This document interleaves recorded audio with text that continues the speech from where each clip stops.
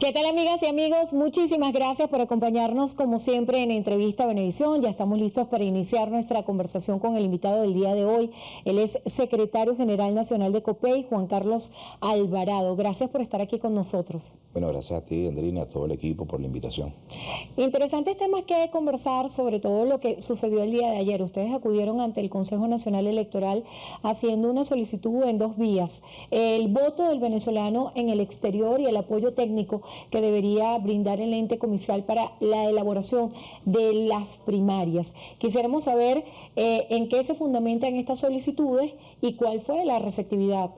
Bueno, primeramente hay que destacar que nosotros el día de ayer, cuando acudimos al Consejo Nacional Electoral, una reunión con el presidente del Consejo Nacional Electoral, consignamos primeramente el informe de la finalización de los procesos de elecciones internas de nuestra organización política, tanto municipal como estatal, y a su vez aprovechamos la oportunidad de realizar la consulta de cómo venía más o menos el Consejo Nacional Electoral preparándose para una eventual y posible elección primaria en materia técnica, en materia logística, teniendo además como factor importante lo que son la representación de los venezolanos en el exterior. Efectivamente, hay muchas cosas que también privan, ¿no? Y es el caso del funcionamiento de los consulados y las embajadas en distintos países, donde hay que buscar la manera de regularizar y normalizar este funcionamiento, como por ejemplo en el caso de Colombia, una vez que ya pues se toma el reconocimiento pleno de los distintos poderes, tanto ejecutivo como legislativo, pues entra la posibilidad de retomar las comunicaciones para poder iniciar el proceso de la activación de los distintos consulados en el hermano país.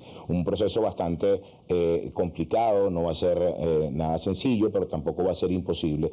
Parte de esas discusiones que estuvimos llevando el día de ayer, pues tendrá como consecuencia reuniones a futuras para seguir explorando estos mecanismos que hemos venido planteando nosotros. En ese sentido, ¿el voto del venezolano en el exterior sería manual o sería digitalizado? ¿De qué manera está planteado?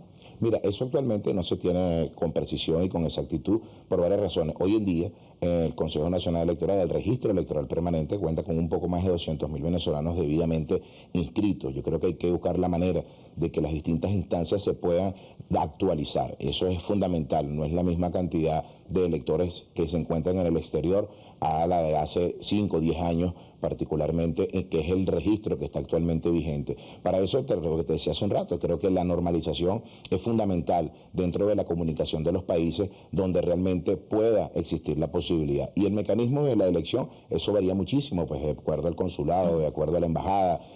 Hoy actualmente tenemos un sistema electoral 100% digitalizado que permite que de alguna manera sea un poco más sencillo el proceso. O sea, se tendrían que trasladar las máquinas a cada uno de los consulados para que los venezolanos en el exterior puedan ejercer su derecho. Sí, y es un proceso que quizás logísticamente se puede ver como algo dificultoso, pero no lo es. Yo creo que a través además del funcionamiento que ha venido desempeñando el Consejo Nacional Electoral en los distintos procesos electorales. Fíjate, el pasado 21 de noviembre muchas personas pensaban que iba a ser un proceso muy complejo el poder elegir y hasta 12, 13 votos tenías que emitir al mismo momento. Pues bueno, fue algo sencillo y muy práctico porque la herramienta tecnológica te permite la oportunidad de que sea muy práctico. Hay un tema central que es el registro electoral, que es permanente. ¿De qué manera los venezolanos en el exterior pudieran actualizarse en ese registro y ejercer su derecho al voto fuera del país, más allá de que su condición sea al margen de la ley en esas naciones? Bueno, lo primero es que los venezolanos deben de trasladarse a cada una de las embajadas y los consulados para regularizar su estadía en cada uno de estos países, solicitar la actualización de sus datos, deberían de hacerlo, particularmente en nuestro país, en el territorio nacional, funciona de manera permanente el registro electoral en las distintas oficinas regionales electorales, eso funciona los 365 días del año, donde cualquier venezolano puede acudir. Por cierto, hay que tomar en consideración algo, se han podido evidenciar ya muchos estudios y estadísticas donde hay venezolanos que se están trasladando de los estados más lejanos hacia el distrito capital, hacia Miranda y La Guaira, aprovechar la oportunidad de invitarlos a que procedan a actualizar sus datos, no dejarlo a última hora como buen venezolano, porque es un momento importante para que ese proceso vaya también permitiendo actualizar y depurar el registro electoral permanente. ¿Existe alguna restricción desde el punto de vista legal de que un venezolano esté en el exterior de manera ilegal en un país y pueda ejercer abiertamente su derecho al voto? Mira, eso más que todo aplica primeramente ante los países donde se encuentren viviendo estos venezolanos. Yo creo que el consulado, al igual que la embajada, tiene toda las herramientas para poder permitir que el venezolano tenga acceso a la identificación, está claramente dentro de la Constitución, acceso además a todos los mecanismos de la facilidad administrativa para que pueda el venezolano ejercer constitucionalmente lo que corresponde. Nada estaría fuera de la ley, nada estaría fuera de la Constitución. Eso es un punto bastante importante. Pero mientras tanto hay que seguir avanzando, y en ese mientras tanto que hay que seguir avanzando, hemos venido haciendo varios planteamientos. Ayer salíamos del Consejo Nacional Electoral y le proponíamos a la plataforma unitaria y a todos los sectores que hacen vida dentro de la oposición, a todos los que nos oponemos al partido de gobierno, la necesidad de buscar un punto de acuerdo para avanzar en distintas materias. Y hoy nosotros queremos además aprovechar la oportunidad para expresar que nuestra propuesta ha sido la elección de una primaria interpartidista que permita encontrarnos a todos los sectores, que no haya excusa alguna para que hoy en día, cuando ves las distintas candidaturas, te encuentras 30, 40 candidaturas, y hay una realidad que palpas en el pueblo venezolano cuando haces los recorridos. Hemos estado recorriendo Venezuela con nuestro plan 335 de nuestro partido y hemos evidenciado en cada una de las comunidades, 14 estados, 110 municipios que hemos podido visitar desde el 1 de junio, y la gente lo primero que te reclama son los problemas que están padeciendo. Cuando le trasladas a la pregunta en la relación a la parte política, te dicen hay que unificarse y hay que trabajar los criterios realmente a lo que estemos apegados a lo que queremos, buscar la solución de los problemas de los venezolanos. ¿De cuántos venezolanos en el exterior estamos hablando para participar en los próximos comicios? La Organización de Naciones Unidas da cuenta de más de 6 millones de venezolanos que se encuentran fuera de territorio. ¿Ustedes tienen alguna data, tienen algún censo en particular acerca de cuántos venezolanos estarían participando tanto en las primarias como en las eventuales elecciones presidenciales del 2024? Mira, cifras oficiales en específico no existen actualmente, digamos, por parte del Ejecutivo Nacional. Es importante señalar lo que hoy existe a nivel del registro electoral permanente, son un poco más de 200.000 venezolanos. Sabemos perfectamente que es mucho mayor ese número. Relaciones, por ejemplo, que se retoman, como el caso de Colombia que te mencionaba, pues va a permitir que ese número real se pueda conocer. Si en Colombia hay 500.000, hay 1 millón, hay 2 millones de venezolanos, pues bueno, las instancias y los mecanismos ya existen para que puedan realmente conocer de manera directa y oficial cuáles son esos números. Pero hay países en los que actualmente pues no han tenido una comunicación oficial con el Poder Ejecutivo Nacional y no hay manera de que la relación diplomática y consular permita desarrollar esa investigación para tener a plenitud y conciencia cierta lo que es el número exacto de venezolanos que se encuentran regados en todo el mundo. Alvarado, un tema interesante en torno a las primarias, ya usted hacía referencia que hay más de 40 candidatos, la oposición aún no se termina de poner de acuerdo en torno a cuál va a ser el método de selección de ese candidato único. Sin embargo, ha habido distintos candidatos que ya han manifestado que no se van a medir en primarias. ¿Cómo se va a hacer eventualmente para consolidar ese liderazgo de opositor en un solo nombre? Mira, yo creo que aquí lo importante y lo primordial es la voluntad política. Hoy en día, cuando escuchas ese tipo de posiciones que no se medirán en elecciones primarias, bueno, tendrán sus razones, son respetables. Nosotros formamos parte de la Alianza Democrática y hemos además expresado en la Alianza Democrática la necesidad de la búsqueda de un mecanismo que permite escoger esta candidatura. Nosotros hemos planteado la necesaria elección primaria.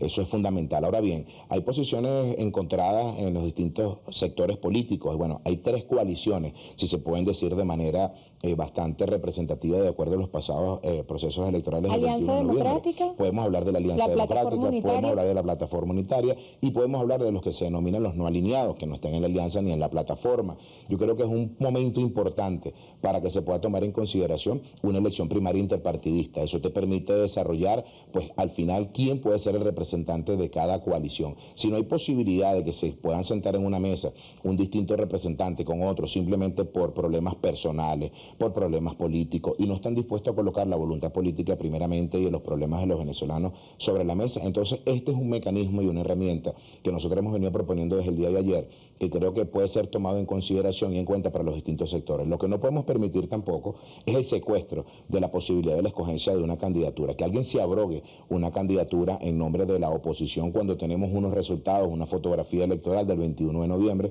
que evidencia claramente que la mayoría del pueblo venezolano venezolano está, si se puede decir, rechazando las políticas públicas del partido de gobierno. Ahora bien, ¿cuál es la responsabilidad de los líderes políticos? Pues nos toca ponernos de acuerdo para buscar presentar la mayor alternativa y la mejor y la más representativa. ¿Usted sería candidato? Mira, los que estamos en política normalmente siempre aspiramos a alcanzar el mayor cargo de representación popular. No está en mis manos, está en las manos de la Convención Nacional de nuestro partido, que será convocada próximamente para que podamos escoger cuál será la ruta presidencial que tendrá nuestra organización política. Hablando de la realidad de los venezolanos, La Voz de América confirmó que el salario mínimo de los venezolanos está entre los más bajos del mundo. Estamos hablando de un salario básico que se sitúa aproximadamente en $16. Con esta realidad económica, ¿cuál sería la propuesta para el país? Mira, una de las cosas importantes, nosotros hace varias semanas atrás, un par de semanas atrás, hacíamos mención en ello, ¿no? 130 bolívares el salario base actualmente de los trabajadores de la administración pública. Hoy escuchamos muchas denuncias en los últimos días de materia de lo que ha sido el aumento del pasaje del transporte público. En las rutas cortas, por ejemplo, te digo que el pasaje aumentó a 3 bolívares. Una persona que tome un transporte desde los Magallanes de Catia, agarra su autobús hasta Chacaíto, le cobran 3 bolívares de ida. Y si eso se tiene que tomar un transporte, pero de regreso son 6 bolívares, lo multiplicas por 5. Estamos hablando de 120 bolívares mensuales. Estamos hablando de 120 bolívares mensuales. ¿Y los otros 10 bolívares qué haces con eso? No te alcanza para comprar ni medio cartón de huevo. Esto es lo que nosotros hemos hecho un llamado de atención, y la propuesta que hemos realizado es en anclar realmente de manera que se actualice de manera permanente lo que ha sido decretado por parte del Ejecutivo Nacional. ¿En materia de qué? Del petro. Se habla del anclaje de medio petro. Hoy medio petro representa más de 240 bolívares. Eso debe tomarse en consideración para que los distintos aumentos sean de manera progresiva, que no se esperen los momentos del Día del Trabajador, que no se esperen campañas políticas electorales, que no se esperen momentos determinados, porque hay una realidad que ha sido la inflación que está afrontando nuestra Venezuela. Yo no creo que exista en este momento un venezolano que esté dispuesto a esperar tanto tiempo para que sea tomado en consideración lo que es el aumento de su salario mínimo que con tanto esfuerzo hacen para poder llegar a sus hogares. Hoy en día, cuando ves a los educadores, pues te ves que antes era el poder emigrar, la parte escolar, cuando hablamos de lo que era la deserción escolar específicamente, eran por parte de los estudiantes. Hoy también lo encontramos en maestras y en maestros, y se le hace difícil poder trasladarse a las distintas casas de estudio. Ahorita que está por empezar las clases, pues también tomar en consideración la lista de útiles escolares de las madres y padres que viven el día a día. ¿Cómo van a hacer para adquirir este tipo de útiles escolares que están tan elevados cuando vas a verificar las listas de cada una de las educaciones? Según ustedes, ¿cuánto debería ser el salario mínimo de un venezolano? Mira, es una irresponsabilidad de nuestra parte también colocar una cifra en específico, pero sí es importante tomar en cuenta lo que deben ser los distintos estudios que existen en lo que te cuesta la canasta básica. Pues la canasta básica inmediatamente te arrojan unos precios importantes. Tú te bajas 1 kilo de lo que debe ser el pollo como proteína de alimentación y la carne, pues obviamente cuando tú juntas esto no puedes pasar de más de 3 kilos para un cuadro familiar de 4 personas, y luego tienes que equilibrar con los carbohidratos, las hortalizas, las frutas, las verduras, los servicios públicos, todo, el transporte. Cuando ves ese conglomerado de gastos, pues te encuentras que debe existir una mediación para poder lograr equilibrar el tema del salario básico. Nosotros hemos hablado inclusive de la necesidad de ese acuerdo de un diálogo social, un diálogo tripartito, donde pueda estar el Poder Ejecutivo, donde pueda estar el representante de los patronos y de los trabajadores, de los gremios, que realmente conocen, no representantes de sindicatos políticos partidistas, gremios que realmente sienten lo que padecen los venezolanos y los trabajadores de manera diaria. Es un punto de arranque importante, tomando en cuenta lo que ha venido anunciando el propio Poder Ejecutivo Nacional en materia de lo que ellos llaman el petro, y cuando hablaron del medio petro, hoy el medio petro es mucho más a nivel de cuando lo transformas en bolívares, es mucho más de lo que hoy es el salario mínimo. Bueno, se nos agotó el tiempo. Gracias por estar con nosotros en Entrevista a Venevisión, Juan Carlos Alvarado, secretario general nacional de COPEI. Gracias por estar aquí. Gracias. Y gracias a ustedes también por habernos acompañado. Hacemos una breve pausa y al regreso tenemos más de Noticiero Venevisión. Quédense allí que ya venimos.